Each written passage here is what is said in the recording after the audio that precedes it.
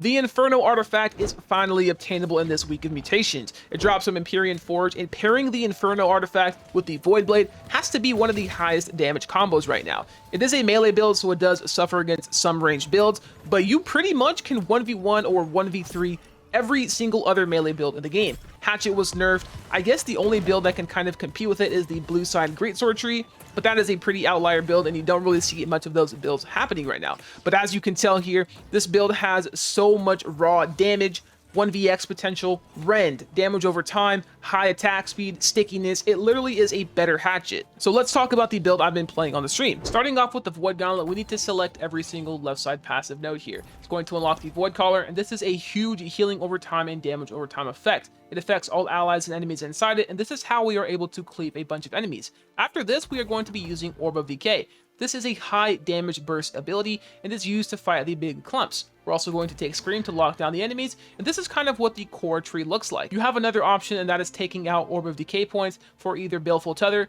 or Nullifying Oblivion. You can kind of make your own build here, but the Scream and Voidblade left side tree is never going to change. The Fire Staff tree we are using is a standard Pillar of Fire, Fireball, and Burnout tree. This is used to burst down enemies who are trying to run away or to engage or disengage with Burnout. Rune of Helios is going to give us a lot of Empower as well to kind of burst down those targets. It doesn't really matter what Fire Staff tree we use because we are just using Inferno as the damage bonus for our Void Blade. Here are the best attributes to run for this setup. So we do take 350 intelligence for that 10% ability damage. It does work on Orb of Decay and all of the Fire Staff abilities. Some Void Blade players who want to do max Void Blade damage prefer to run 300 intelligence with 100 focus and 200 constitution. You can do this for a little bit more Void Blade damage, but you do lose out on the burst from the Orb of Decay, Fire Staff abilities, and Petrifying Scream. The artifacts we need to make this build work is obviously going to be Inferno. The 15% damage bonus when you hit a target within 15 meters applies when you have your Void Blade out. That is how we do so much damage. For the armor artifact, the Azoth Conductors is going to be the best in slot option.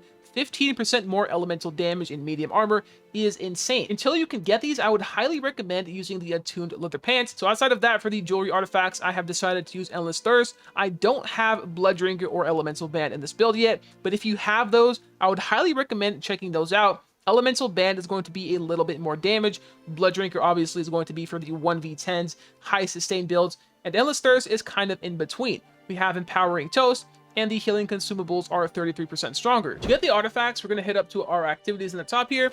We're going to go click on Mutated Expeditions, and Inferno comes from Empyrean Forge, mutation level 1 to 3. Obviously do M1 if you want to get Inferno quickly, it's the easiest one. Savage Divide drops the Endless Thirst. Azoth Conductors. This is going to be dropped from the Hive of the Gorgons raid from the first boss. If you have not done the raid yet, once again, use the Attuned Leather Pants. To get the Attuned Leather Pants, this is going to be from completing the MSQ all the way through Elysian Wilds. 700 gear score PRE-BIS is obtainable for most players. A lot of players already have the Frigid Dawn chest piece, the Attuned Leather Pants, and the Frigid Dawn boots as well. The only pieces I'd say are pretty tough to get and maybe not worth grabbing is going to be the Imbued Spinweave Helm. So these are the crafted 700 gear score best in slot pieces. If we hover over to the 725 gear score BIS, we have the same exact pieces here. The only difference is that these are 725, but we have 4 more stat points. So the Gorgonite Mask, you can craft this if you complete the raid at the end of the dungeon. You get this item called the Gorgonite Inductor, and you can create any piece of Gorgonite gear that you need. So this has the same exact perks, let's go back to the other 700 gear score pieces here, as the 725 piece. So Enchanted Ward, Slash Conditioning, and Voracious Blade. So on the Frigid Dawn, Slash Conditioning, once again, there was a lot of slash weapons. I know Hatchet got nerfed, but there is still a lot of high burst slash weapons like SNS and Greatsword in the game. Hatchet is still pretty good to counter as well. So the 700 Imbued Spinweave Gloves here are going to be used in the 725 gear score BIS version. The reason is because we can craft the own stat piece that we want. So 32 Constitution is the piece that we want here. The 725 gear score Gorgonite versions has Magnify. And if we put another Magnify piece in the build, it puts us at 380 intelligence, which is not something that we want. So Enchanted Ward, Slash Conditioning, and Petrifying Scream, really solid. Once again, Slash Conditioning on the Attuned Leather Pants and Slash Conditioning on the Frigid Dawn pieces here. So the Tanglevine Amulet for the PRE-BIS here, I left this perk blank. You can put whatever perk you want. I personally have Stamina Recovery in my amulet. I would rather have Unimpeded or maybe Shirking in Power. All of these perks are very solid and up to you. The Azoth Crystal Ring, you can craft this at the Gypsum Kiln. Hardy, Leeching, and Keen Awareness. Leeching and Keen Awareness are going to be the best 2 perks for the Void Blade. Once again, every time we crit, we also heal, and leeching as well. It's going to help us fight all of the melee. Regenerating on our Endless Thirst, 725 upgraded. Onto the weapons, Inferno. I don't have a perk here. I don't really know what perk I would rather put on here. It already does decent damage by itself. I don't really think it needs another perk, to be honest. You can really upgrade it with whatever you want if you really want to put a perk on there. But once again, we are using it because of the 15% damage bonus to our Void Blade. So the Void Gauntlet is the Shimmer Mist. You can grab this at the Well of Fortune. I upgraded mine to 725 gear score, and I put Alacritus Punishment on here. The reason why is Hatchet players are always hasted. We have SNS players with haste. Bows, muskets, really every other weapon that we hit and fight in combat always has a haste on them. So that means we do 15% more damage. And of course, for the Heart Rune, the Stalwart Heart Rune of Stone form, simply the best Heart Rune in the game. 725 gear score bits is going to change the attributes a little bit here. So we are taking 20 focus away in place of 20 dex. We want to have that 25 dex node for the 5% critical hit chance. Every time we crit with the Void Blade, we also heal. So we do want to crit as much as possible. We have the Gorgonite Mask with Voracious Blade on here, and the newly improved Gorgonite Breastplate. We decided to craft this piece with Diminishing Orb. So every time we cast Diminishing Orb, it is going to reduce the target's buffs by 40%. And once again, Orb of Decay can attack 2 times with the explosion. So that is about 80% duration reduced on their buffs, which is insane when you're fighting them. It's going to reduce their power and all of the other buffs as well. We have the Spinweave Gloves with Putrefying Scream we talked about, the Azoth Conductors as well. So we do, in our pre-bis version, have the Attuned Leather Pants because they are also medium legs. So we can transfer all of our gear over to the Azoth Conductors as soon as we get this, and Enchanted Ward is going to be the best perk to put on here. Scrolling down, the Sandalian Tarsus here. This is an illegal perk combination with Keen Speed. We can get this from completing the Worm Raid. It's pretty unrealistic for a lot of players to complete the Worm Raid right now, so if you don't have this piece or don't plan on getting it, you can also just use your Frigid Dawn pieces. The amulet is going to be the Hoplite Amulet with Thrust Protection. This is the health unimpeded version. And the big portion that we are changing from our other build is going to be Elemental Band. So this is still bugged to work on attunements, rune glass damage over time effects, and all of the other elements as well. So we can have about 20% plus in power for free, which means we are doing max damage always, okay? So until they fix Elemental Band, it's really strong to run in a lot of builds. The best perk to put on here is going to be Leeching. We have the Gorgonite Earring as well, regenerating Fortifying Toast and Healing Heart. The weapons really don't change. I still don't really plan on upgrading my Inferno. I guess we can put this back to 700 gear score here.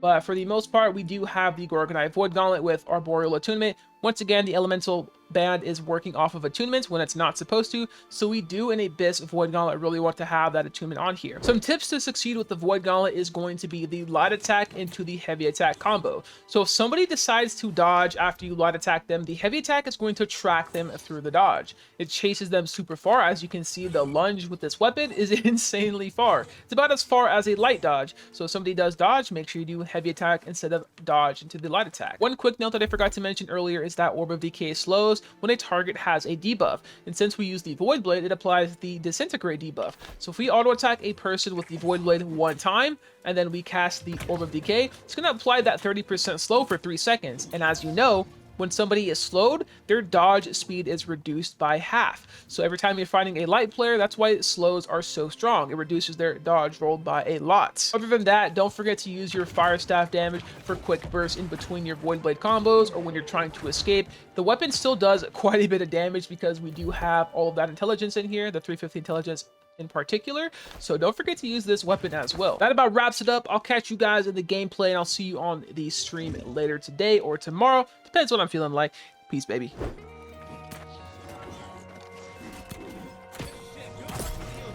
It's Cuddles is now following. Hey, some deep hatred. I'm sorry. I didn't mean to say that.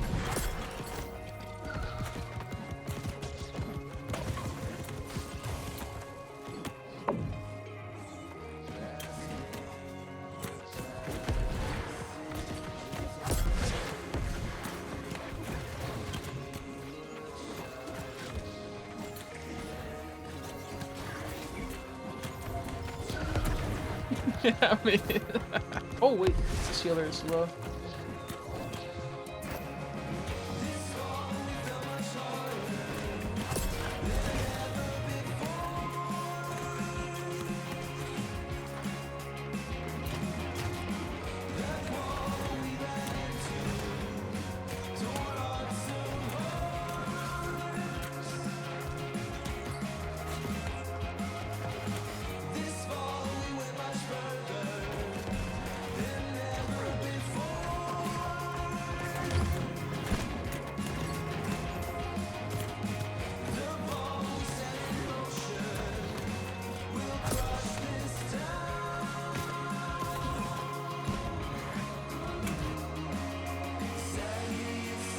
1.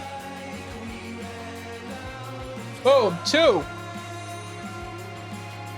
3.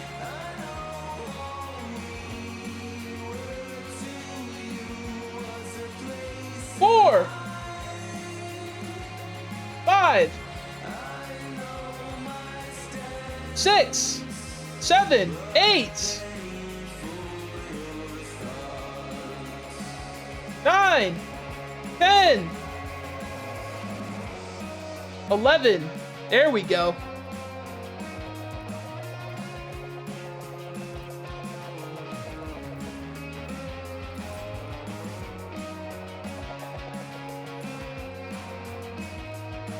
Oh my God, Shredder.